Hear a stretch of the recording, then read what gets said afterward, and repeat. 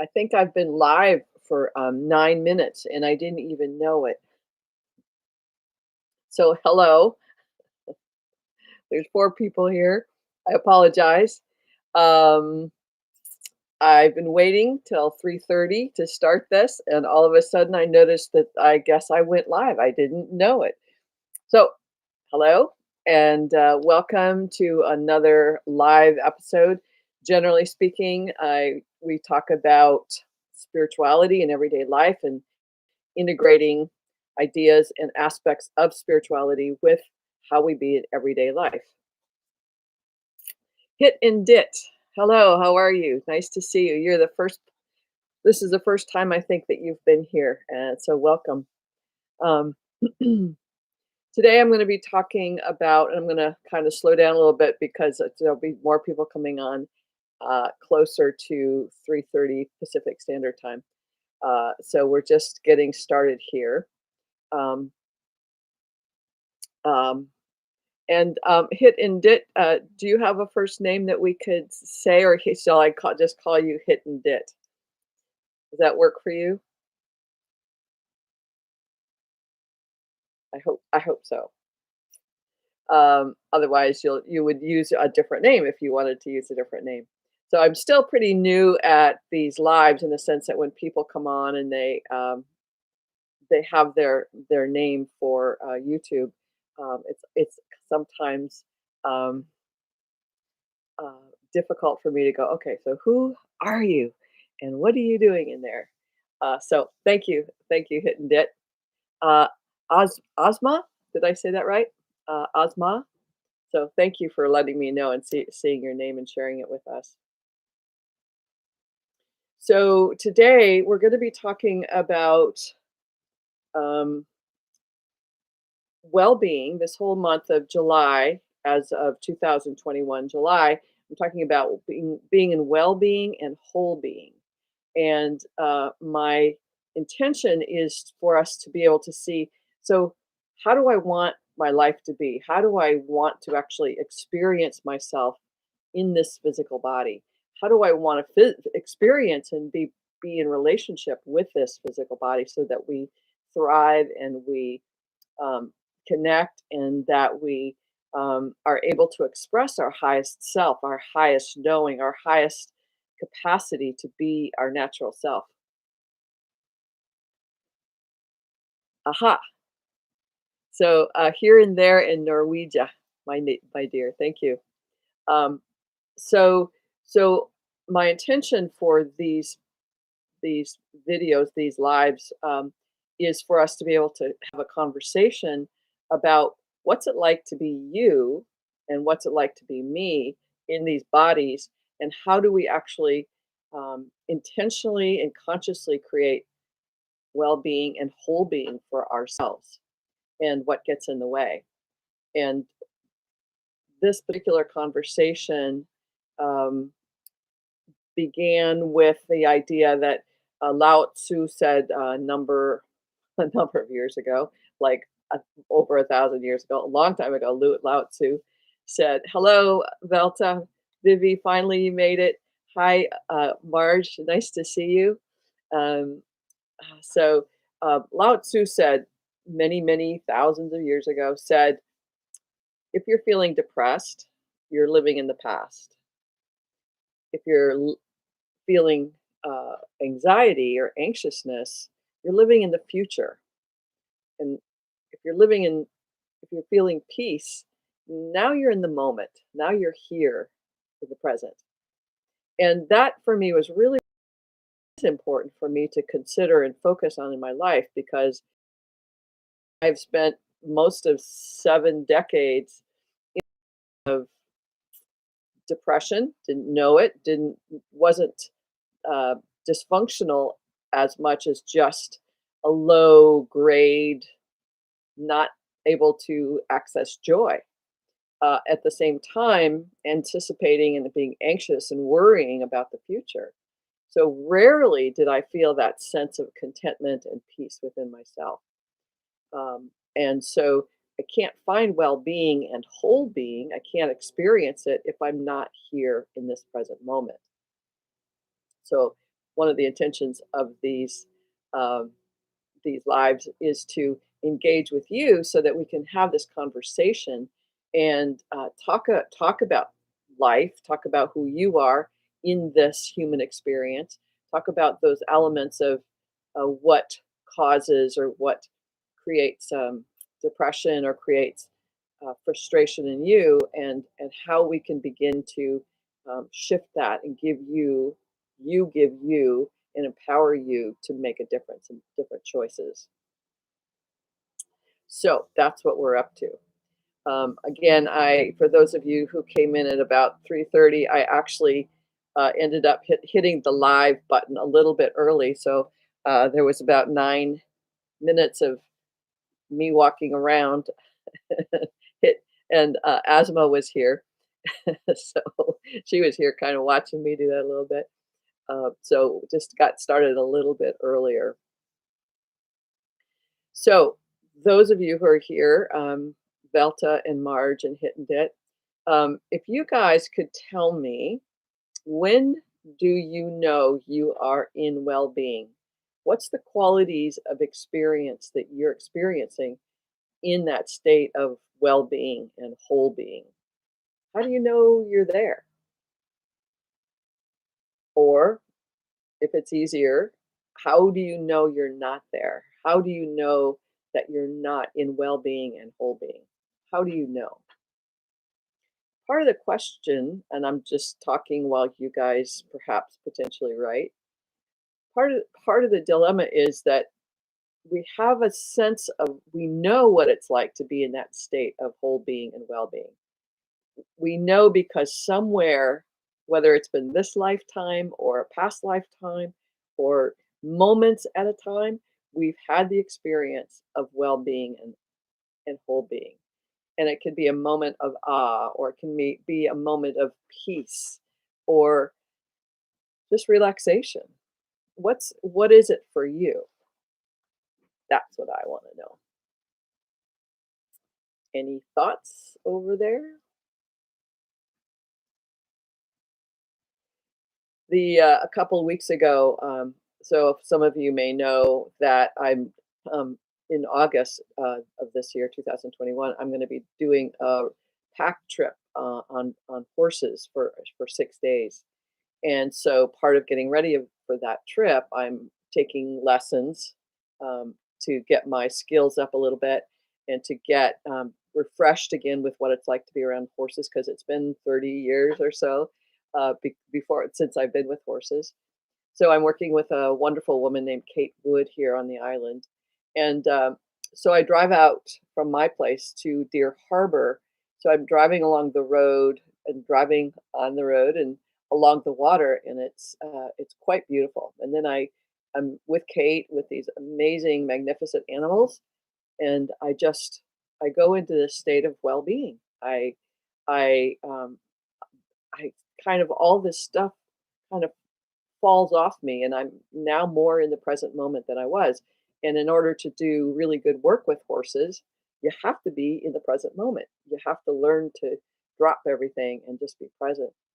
So on my way home, I'm, the road is along the water, and I had this experience that was like it was so beautiful, as it always is. But I had this experience going along the road. I go, this is my life. I'm driving in my car.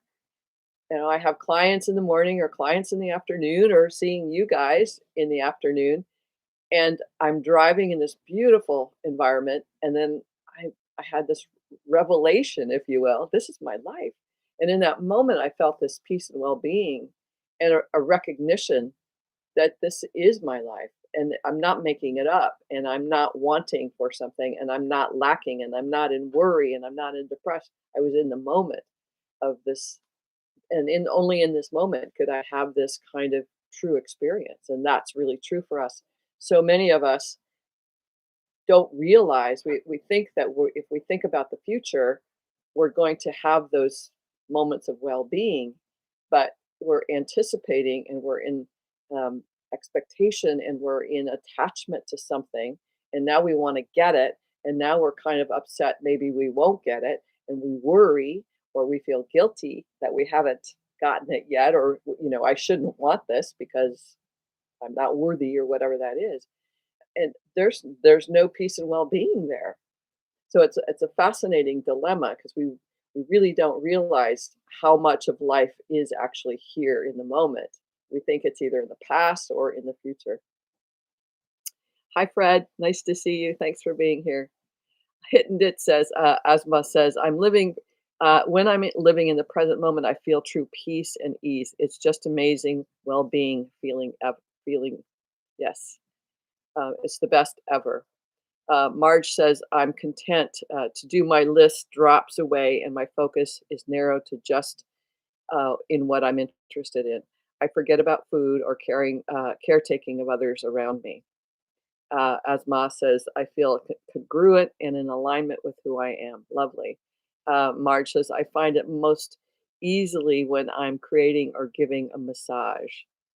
Awesome. So when we're creating, we're in the moment. We have to be present to that which we are creating. When we're in that moment, we can't be in the past or the future. We can access that and go, well, what did I do last time? Or how did that look last time? Or what was that like? But this moment is different. This creation is different. This moment of expression is unique. And we can only have that here now. And much like you're saying, Marge, too, is when you're giving a massage, the ability to be present to the muscles and the being and the cells and the energy of that moment of the person, but also what's in that connection between you and your client can only happen when you are focused. And it's not even a focus here, it's actually a not focus. It's in a sense the mind. We can disengage our mind and be present to who we are and what is right now. So thanks you guys for saying that. It's the best, like Asma said, it's the best feeling ever to allow ourselves that. And at the same time, there's there's a training that has to happen. We a lot of times, not a lot of times, but there's a lot of people who will go into meditation. They'll meditate for 5 minutes, 10 minutes, 20 minutes, an hour. They'll go into their room and do that, and they come into a state of peace. But then when they open the door and back into the real world, their life becomes frantic and disconnected, and now they're hurrying again and they're upset with whatever, and I'm late for something. So they're all in that mishmash of thinking and lose that state of peace.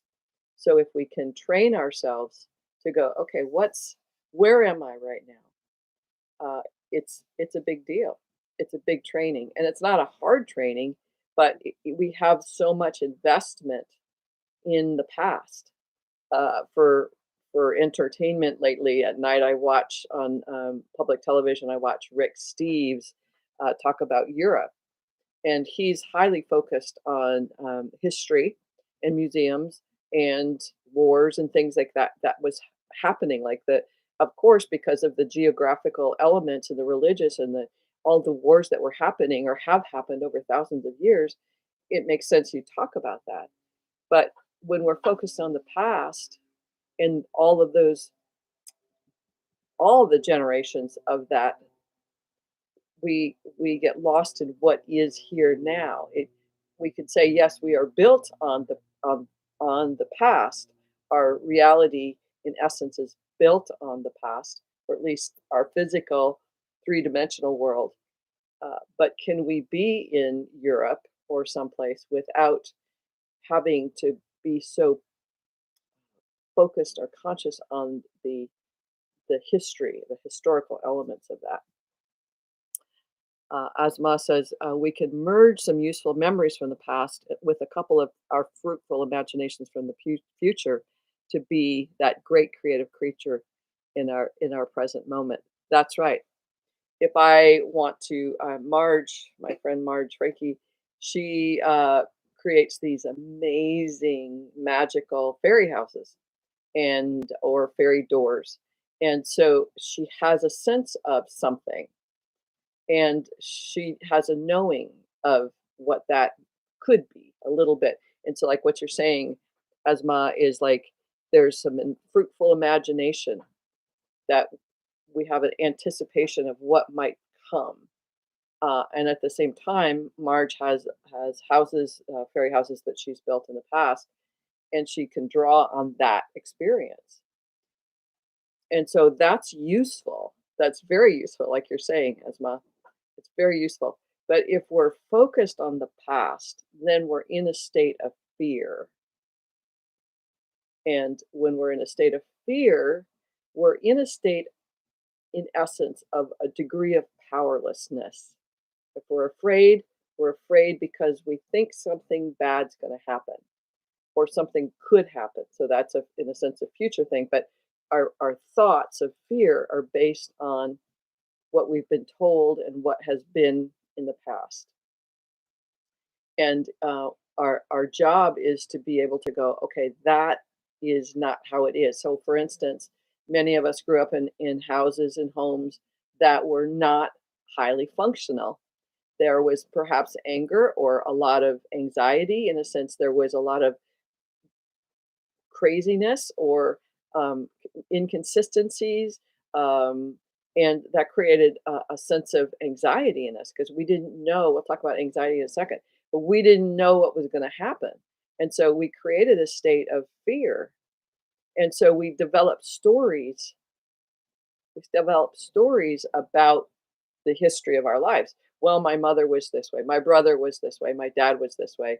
You know, my dad died when I was 4 years old. That's not true, but in terms of someone saying I made that story, we have all kinds of mm, attachments to that moment and how it influenced the rest of our life. So let's say I'm now, let's say my name's Marjorie, and sorry, Marge, and this is the first name that popped up, and I'm 49 years old, and my dad died then, and so I keep going back. I have this history, even though it may be kind of unconscious. I have this attachment to the past, and as long as I have attachment to the past, I have worries and fears that my life is going to keep turning out that way. And as long as I have worries and fears, I can't be present in this moment.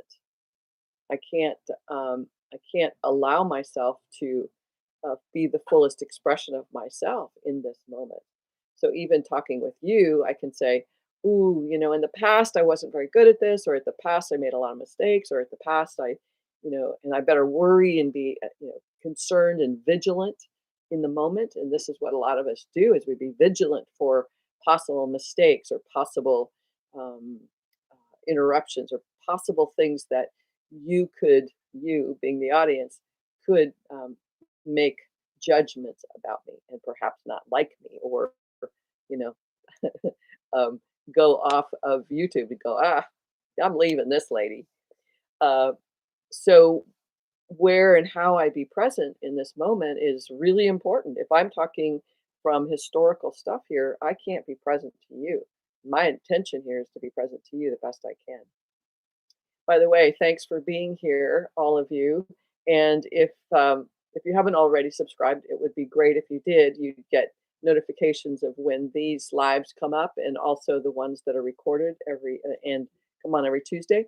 And I would love if what I'm saying makes sense and is a value that you give me a thumbs up. That would be really great.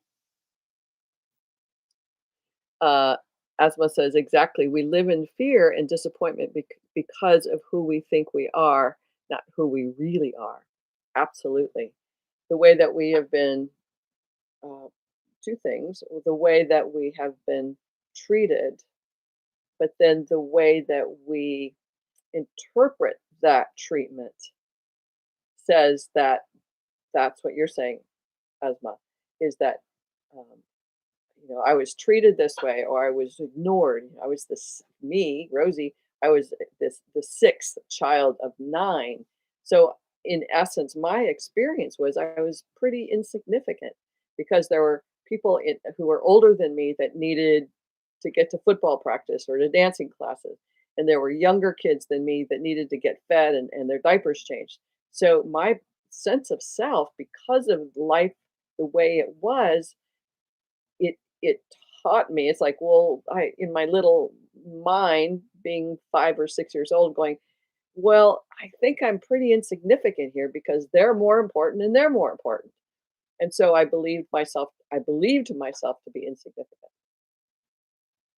So in that moment, I begin to treat myself as if that's true. And what happens is I begin to look at the world in a way that diminishes my value, my worth, my sense of presence. I Not only did I feel insignificant, I felt invisible a lot of the time. I became very quiet because what's the point of talking? I would try to say something and somebody would have something else to say. Became very quiet, and so I kept withdrawing. So in a sense, I did become invisible. Uh, but that's not who I am. That's what I thought I was, much like you're saying. And that when we can begin to see that, it's like, that's not who I am. That's the way I interpreted that. Then I can potentially begin to shift that. Um, there's a book that was written, I don't know when, but the title had something to do with depression being caused by self-deprecation.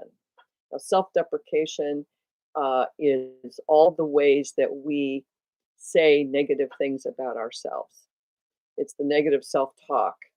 It's the way that we apologize for ourselves. It's the way that we put other people ahead of us. Oh, like Marge said, the self-caring stuff. Oh, I better take care of them. I better take care of my husband. I better take care of the dog. I better, and we're not attending to this being and the truth of this exceptional, radiant, ridiculously awesome being.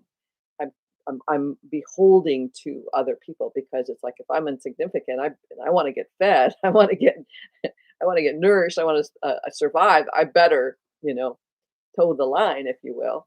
And so we learn self-deprecation, and that all of it lives within this oppressed reality. So our fears are depressing us. We have all of these environmental things going on, and the virus, and all of these things that can be very oppressive on us, and we get very I can't handle it. I feel powerless, hopeless, and helpless. And when we go to that state, we don't know how to. Many of us don't know that we can be out of that. That there is another way of living, and it's rather interesting. Asma says, I'd love to invite you, dear, to a special mega symposium of this year and would be happy that you join me and 40 other global leaders talking about different topics. If I'm allowed to inform about this, absolutely. I would love to be there. Thank you very much. That's very exciting. Um, you can post it right now if you want to, or you can post it with my email address, Rosie at theparadigmshifts.com. But yeah, please feel free to post that. Thank you. Um, so if we're entrained, Miguel Ruiz calls it domesticated. We're domesticated to be oppressed, and in that oppression, we're living in this sort of muffled sense of self. We don't have a sense of well-being and whole being. It's muffled and it's kind of diminished. It's like we talk about sometimes, having a very bright light, but having a bushel basket over your head. The diminished energetic vibration of you, it cannot be expressed, or it's expressed with a muffle, and the real you and the truth of you, the fullest expression of you, is not allowed. And that is when you are in whole being and well-being, that's who you are, this fullest expression of you, and and the divine, the divinity of you, um, the aspect of you that is always the divine, always sacred, always in reverence and rapture and joyousness. That is what's here to be expressed, and our job, I believe, is to be that. And when we are that, then we are so much more able to allow others that level of expression. So that's one of my intentions here is if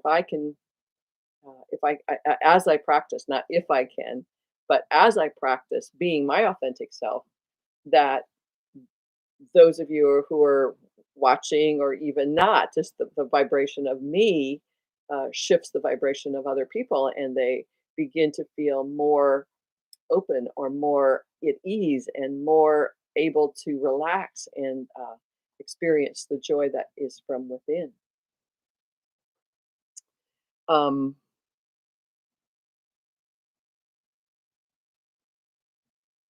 so I'm going to write my email address here.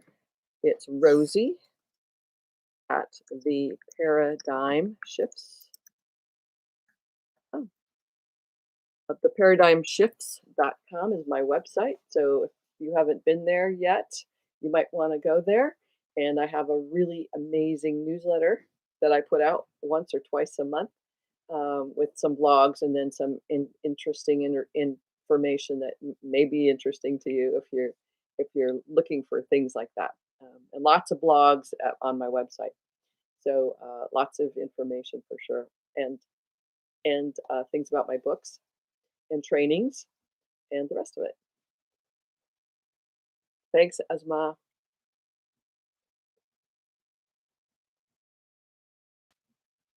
Quite often we're engaged in our past and we believe that we are our past.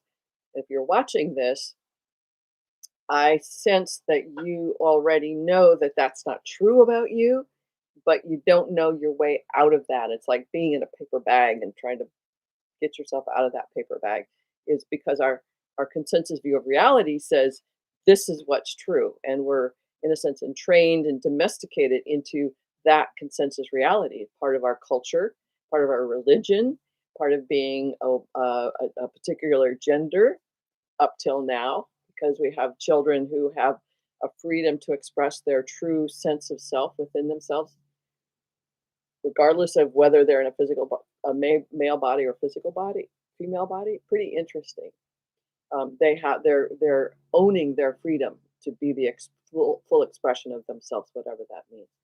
But I kind of got sidetracked is because our religions, our cultures, our traditions of where we came from, um, the our Facebook pages, our Instagram pages, the news, all of those things inform us of who we are and what we or who we are and how we are victims to or we're oppressed by or whatever those dynamics are. And each of us has an individual, unique uh, reaction to that. And we carry that with us until we go, wait a minute, I don't have to do that anymore. I don't have to do that anymore. Quite often, our parents had a way of being in the world, and we thought, oh, that's the way to do it until we realized it's really painful to do that. That was their life. It's not mine.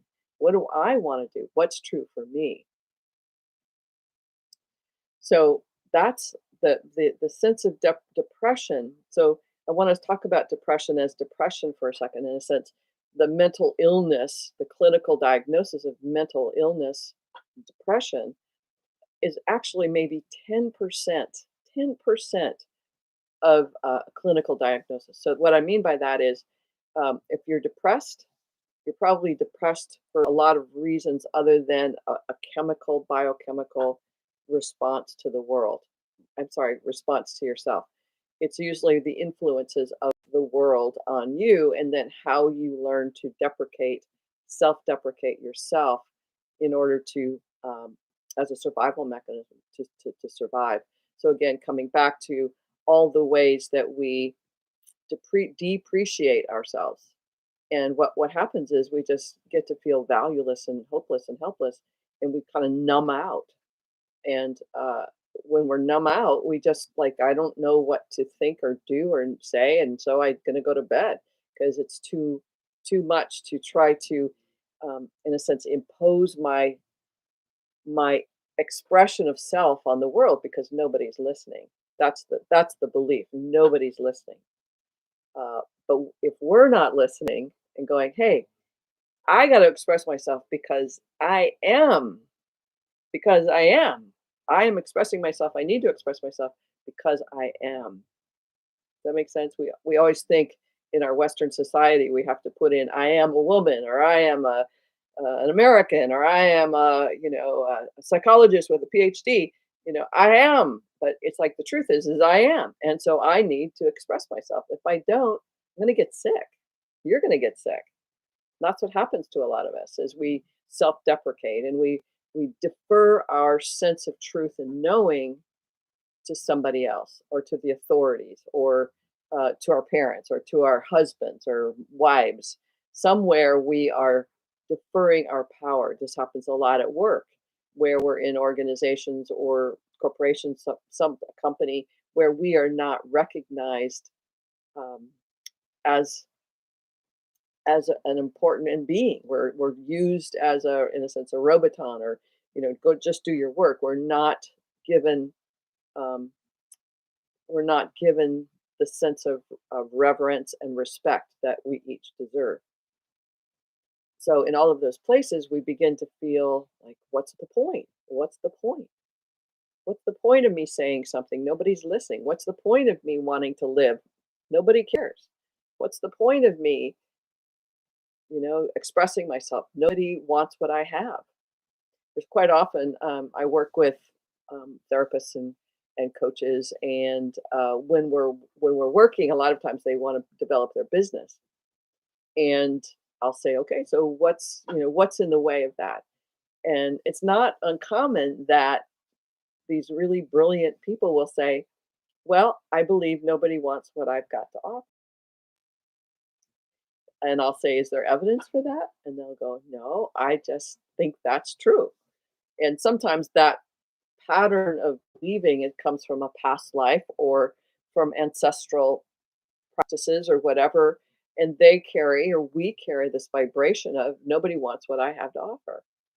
And so in order for us to actually become what we want to become, whether it's a therapist or a coach or a creative, uh, someone who makes beautiful um, fairy houses, or the expression of self in paintings or music or horseback riding or sailing or just being in the world, um, we have to be able to say, it doesn't matter what anybody else thinks about me. I need to honor and know that I am an aspect of the divine, and I'm going to be that expression. Uh, and that's big. It's big work to overcome that fear, but that fear is this little tiny veil that actually keeps us from going there. Asma says, we don't notice those mental disorders or disease because they are invisible somehow and not able for our sight to catch unless they are physical, even though when they appear on an emotional level, yeah, yeah, um, and we dismiss them because of, she finishes with, even though when we appear they appear on an emotional level, still do nothing to resolve the main issue. That's right. We, because we don't quite often we don't know the source of the main issue. We don't know what the main issue is. We don't know the source of that because we don't ask the question. What's the source of that emotional stuff? And when we ask the question, what's the source? Um, it it actually helps, um, in a sense, mine into that source of that. But our society, uh, most of the time, at least in the United States, we don't want to know that. If somebody is diagnosed with cancer, they just primarily they'll say, "What do I need to cure it?" Okay, chemotherapy, surgery, and radiation. It's like, what about looking at the source of your cancer? What about looking at the source of the disease? Oh, well, it was too much sun, or I ate too many hamburgers, or whatever. And it's like, no, we don't want to look at the source in terms of what's it like inside our being who we are beyond our personality. 'Cause our personality is like, "Oh, well, it's just I'll just go to the doctors and the oncologist and I'll," we don't say, "What's the source that has caused this? What's the cause?" And it's always vibrational, it's always emotional, it's always, beyond it's always the essence of ourselves that has been dismissed. That's usually the cause of every disease. There's a movie that was on Netflix. I don't know if it's still on Netflix, called Heal, Heal, documentary with some really brilliant people: Deepak Chopra, Marianne Williamson, Joe Dispenza, Bruce Lipton. And they're all saying the same thing, that 90% of our diseases are caused by stress. In a sense, they're caused by our emotional, um, the lack of emotional well being. And if we begin to attune to that, we can begin to shift our relationship with ourselves. We see ourselves as the personality, we see ourselves as this physical being with this personality, when actually we are, again, if those of us, and I suspect that those of you who are here n- know the difference between a person, your personality, and when you are in your being, in your alignment with your whole being, and you're in that state of well-being, you know the difference. And my attention of some of these lives is to go, can you feel the difference of that when you're in, and Esma, you said it very nicely about what it was like for you, and Marge, you did too, but that quality of being, when you're in the quality of being and you're attending to that being, it's beyond personality. And people might go, well, I don't know what you're talking about. It's like it's a learning process to get attuned to who we are in our being state beyond our personality. As I'm doing these horse learning lessons, and it's not only learning, again, to ride, sit on a horse, but it's a lot of what they call natural horsemanship, or liberty, being at liberty, which is about being in relationship with the horse. And horses are highly intuitive, highly psychic, very sensitive, and I don't know how to be with that. So I am learning to shift how I'm being, to be more in my being and less in my personality when I'm with this horse, because they're responding to stuff, but the elements confuse them, as opposed to just being my state of being with them.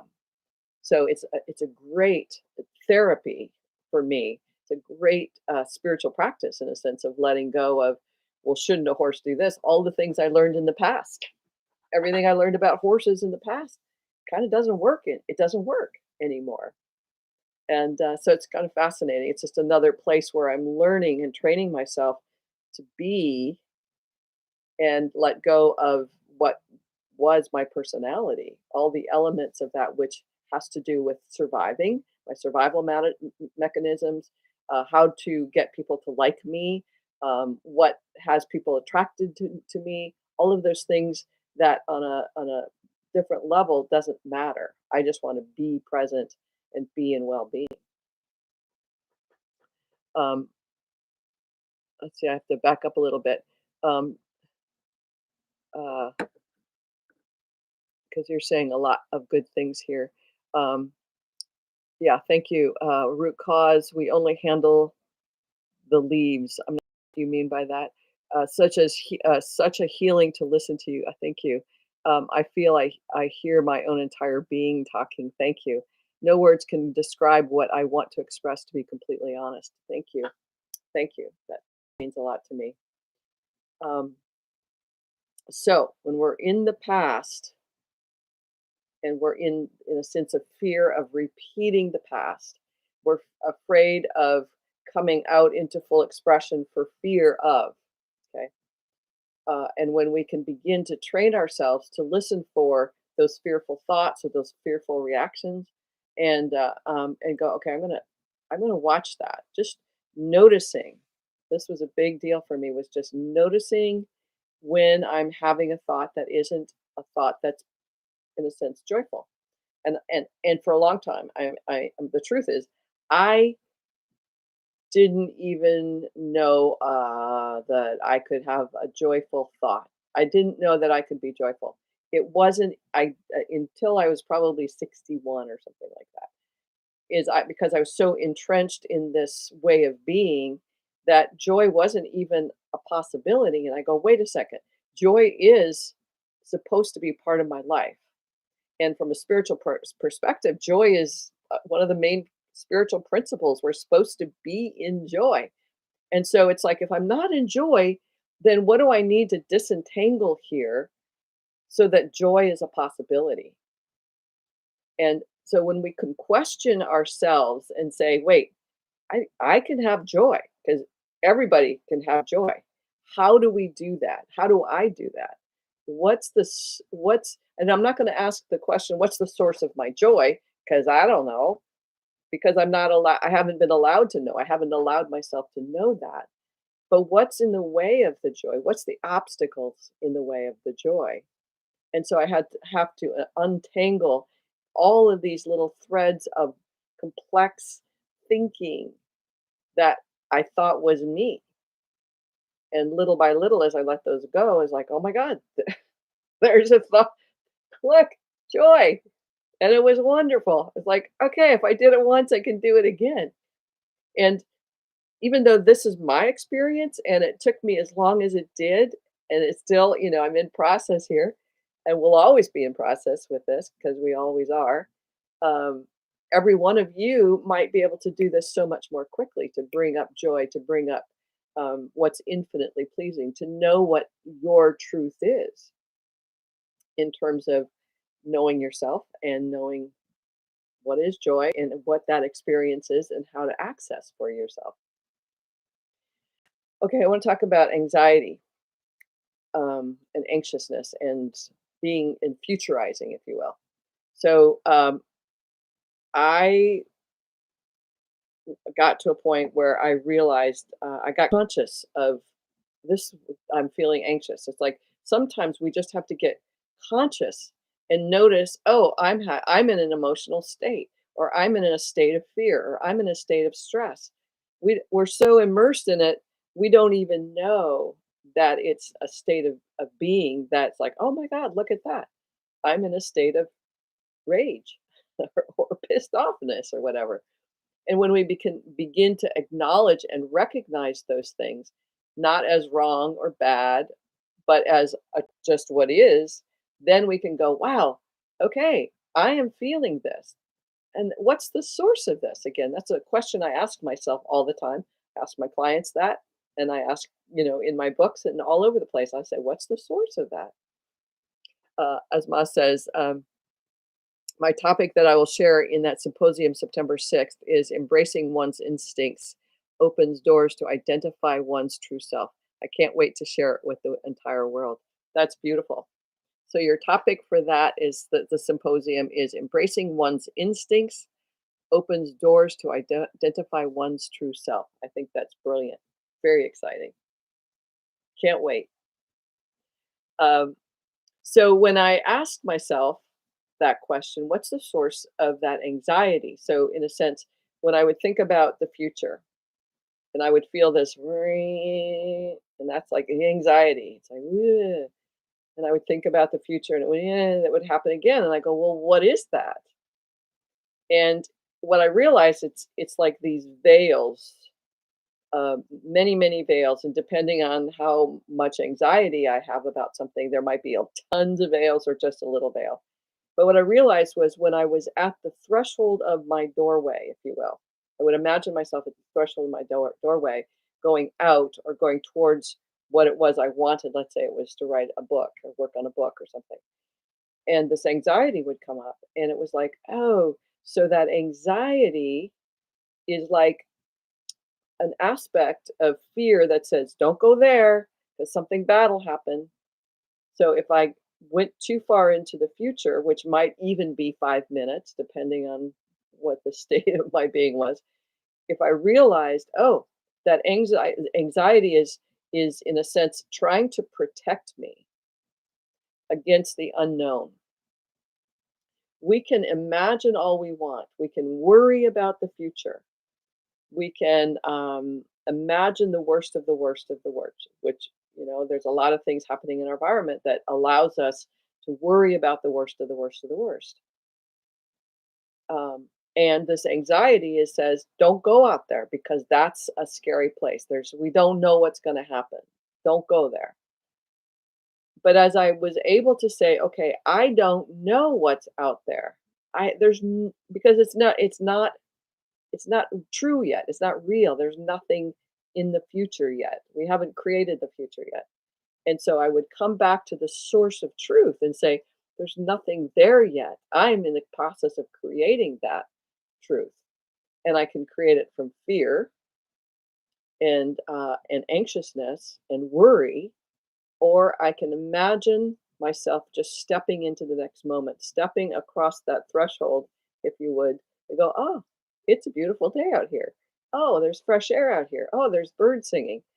Oh, there's some words on the page. Oh, I've got a chapter written. Oh, and this unfolding happens. But if we get attached to this is what's going to happen, or this is how it should be, or I don't know what's going to happen because there's so much uncertainty, those anxiety, that anxiety is in a sense this veil that's trying to protect the ego self from getting annihilated. But the ego self is not who I am. The ego self is not who you are. And so when we can begin to realize that, we go, okay, I am a choice to see my anxiousness and see what I create with that. So many people, if our if our future and even the next 2 minutes from now is a complete unknown, I can either create worry or I can create something divine, something wonderful. It's in my creation. My thinking makes it so. So why create worry and anxiousness? Why say, "Ooh, the world is bad and scary"? Well, I've been taught. History says, "Be scared, be very afraid."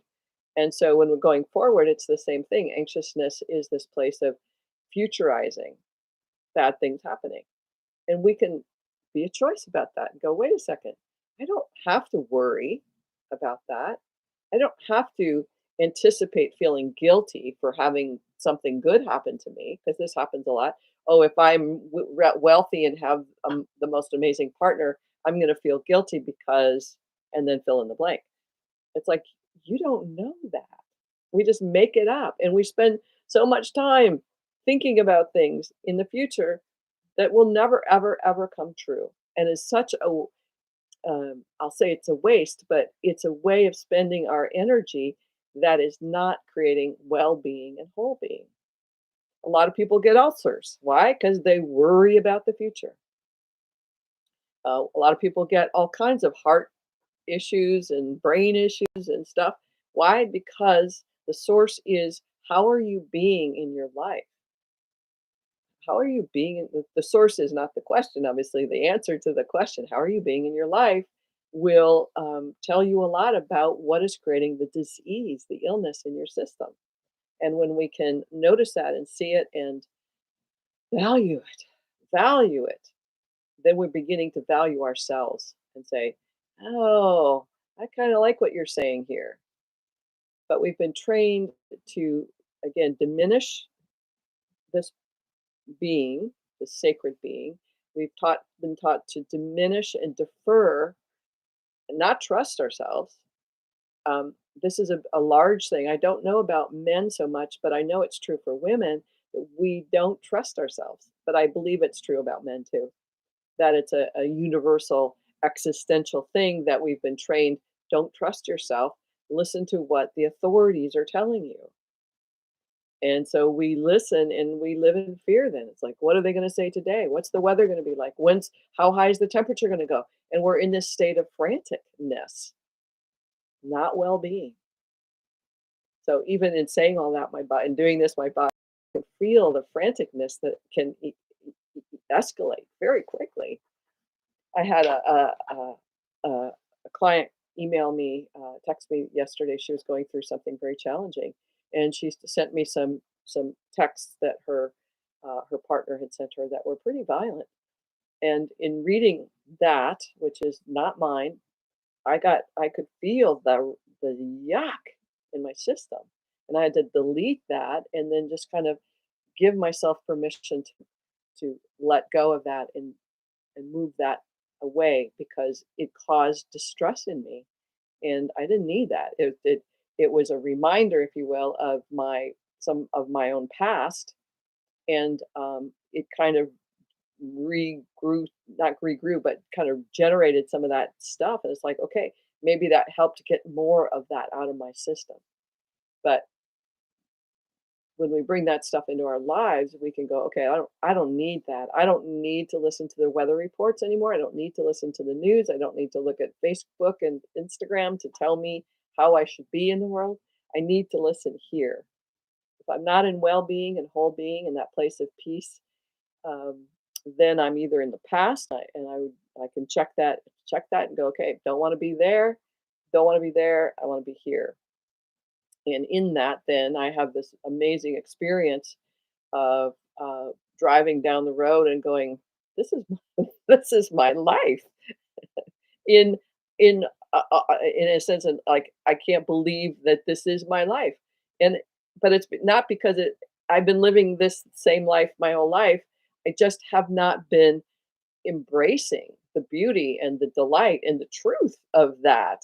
I'm not any more richer or wealthier in that. I'm not, living in a palatial although those things that are supposed to matter when you go, this is my life, but the joy and the truth of the beauty, which is a number one value for me, the living in beauty is so important to my well-being. And so when I can recognize that beauty, that's a good thing. And when for us, so in a sense, um, one of the things that we can do is to go, okay, so it's beauty. What are the values that are the highest values for me, and how do I attend to those? How do I make sure I bring them into my life every day? It's just something to think about. As Ma says, when we don't give any meaning to a particular event, um, the event remains objective. That's great. Yeah. In a sense, is we bring significance to anything. This glass of water is a glass of water, but I bring significance to it in terms of right now it was came out of the refrigerator, so it's got this coolness to it. It's got sparkly bubbles to it, and it brings a yum factor to me. So those are all elements that I bring that makes this a significant glass of water. But and it's a big piece of the coaching training that I do and have done, and is to look at what is the significance that people are making in their life, and does that make sense? Does it make sense to anticipate the worst that's going to happen in 20 years?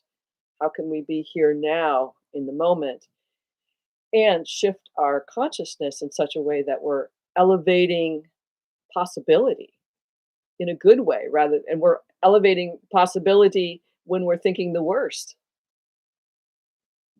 This is scientifically now proven that thinking creates reality.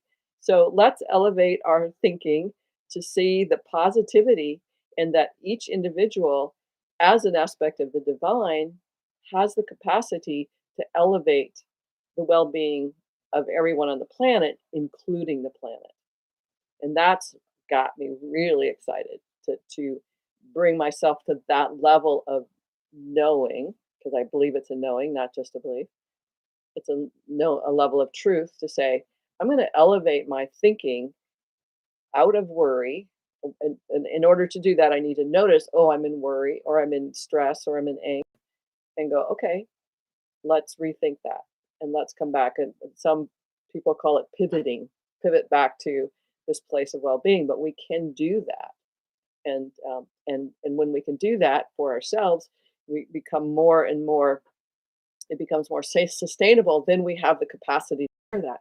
That's what you're doing, Asma, with the symposium, is you're going, I'm sharing this, yeehaw, and you're very excited about that. And isn't that's the way we should be, every single one of us, 'cause every single one of us as the aspect of the divine, are here to be the fullest expression of ourselves, to fulfill the fullest 100% potentiality that is available to us. How do we do that? We notice when we're not in well being, we notice when we're not uh, creating from what's infinitely pleasing, not from, and we notice when we're creating from worry. Uh, and the more that we do that, the more that we influence the world in a good way, in positive way. We become more the vibration or the frequency of that joy, so um, that we can. That's how we change the world. So that's and to come back to this moment. I've got a couple of moments left. To come back to this moment of coming back to each and one of us, because I got kind of lofty there, and quite often we get lofty and we forget. Oh yeah, I'm feeling depressed, or I feel dread. Um, I There was a moment. This was maybe 6 years ago, where I'd done a lot of work on myself. So I was 64, 63. Did a lot of work on myself, and I felt much better. But it's like, and I wake up every morning with the same level of dread that I did when I was a child. And it was like, wow. Now, did I go, oh my God, I'm going back to bed because I'm depressed? It's like, nope. Now I see something I didn't see before. I'm in a sense a consciousness of a state being true to what state of being I'm in, and going, wow, I'm still, no matter what I've done, not up till now, not no matter what I do as a victim, but like, wow, I've done all this work and this dread is still present. What is that? What's the source of that dread that's been with me for, 60 some years? And um, part of what I do is I work with somebody, Elizabeth Sabat, to name the person, who does energy clearing. She does a lot of really extraordinary work at the metaphysical and spiritual level. And so I call Elizabeth. I have sessions with her twice a month, and we talk about these things. I go, that dread is still there. What's the source of that? And she can clear what she can clear from past lives or parallel lives or whatever is going on. And then I have perhaps a greater ability to shift my own being in relation to the shift that she created, that she made happen by letting go of that energy. But if the more that we become conscious to it and not be afraid of it, again, it's like, oh, I'm feeling rage. That makes me a bad person, right? Or, oh, I've been feeling guilty, and as a spiritual being, I'm not supposed to feel guilty. So that makes me a bad person. So all of these, again, as we were talking about earlier, is like the meaning we give things. It's not the truth most of the time, 99% of the time. The meaning we give things, the significance we give things, it's like kind of, if it works for us, it works for us. Horseback riding is infinitely pleasing right now for me. That's the meaning I give it, because that's what I'm experiencing. The meaning I give to eating liver and onions, I don't like it, right? So the meaning that we give things can give us uh, a diminished sense of self. I should like liver and onions, those kinds of things. And if we go, wait a second, no, I don't like liver and onions, I don't want to go to the mainland. I live on an island. I don't want to go to the mainland any more than I have to, because I don't want to own my own self. I get to be a sovereign being. And guess what? We're all sovereign anyway. We are all the authors of our life anyway. And when we pretend to give our power to other people, we're doing something. Because the truth is, you have the authorship to own what's yours and to choose to no longer defer your sense of self to anybody else. So you don't have to feel bad about who you are. You don't have to go, well, they're not going to like me. It's like, yeah, they might not. Angela Zarian said, at any one given time, 50% of the people are going to like you, and 50% of the people are not going to like you. Now, what are you going to do? You get to be a choice. So the more that you become aware of that and go, wait, I want to take ownership of my life. That's um, that's what I want you to do. One more thing.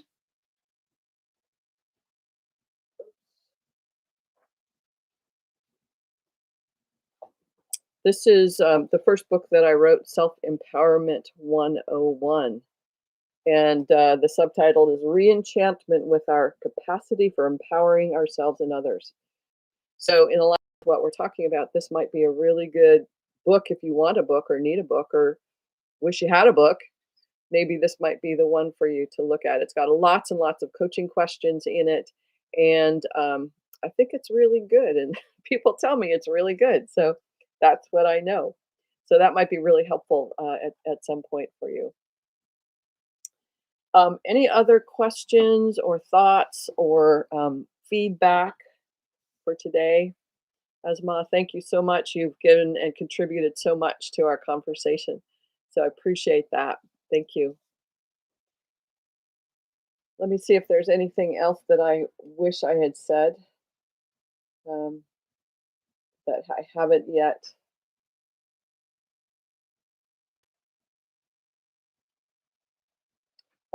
I think what I want to say is that we're all here to learn to love ourselves.